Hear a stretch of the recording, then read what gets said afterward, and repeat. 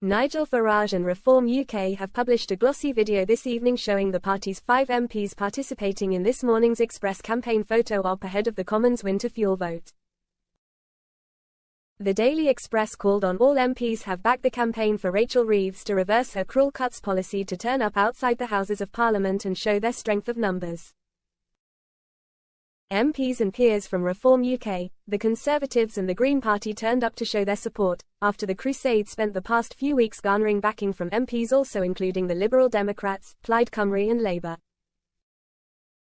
In a video this evening, Nigel Farage explained why he, along with all 5 Reform UK MPs turned up this morning.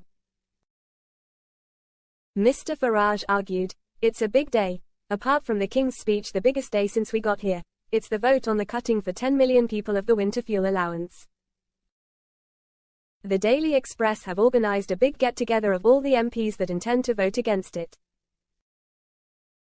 I've got, in Clacton, a 99-year-old constituent, Jim O'Dwyer, did over 30 missions as tail-end Charlie in Lancaster bombers during the war, has paid into the tax system for his whole working life, and because he's got a small pension his winter fuel allowance is being cut.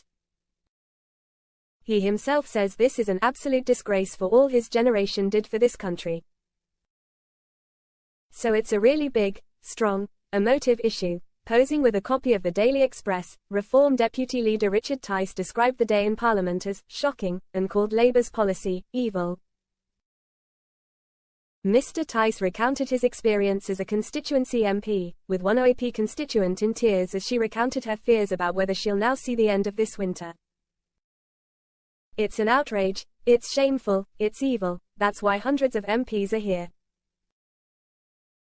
All 5 Reform UK MPs voted against Labour's winter fuel cuts, though the strength of opposition wasn't enough to overturn Sir Keir Starmer's enormous majority. 348 MPs backed Rachel Reeves' plan, with 228 MPs opposing. While it was a commanding Labour victory this afternoon, around 50 of the government's own MPs abstained on the vote, many of whom spent the last week condemning the policy. This evening, Silver Voices director Dennis Reed vowed to continue fighting the proposed cuts in the run-up to the October budget. He told The Express, "It was rather sad the way in which Labour MPs were corralled to vote against their consciences. And it was sad to hear the Secretary of State, Liz Kendall, respond in a way that was very political. She didn't give credence to the reservations from her own side and said nothing about possible mitigations. It was a Pyrrhic victory. There is no support for this.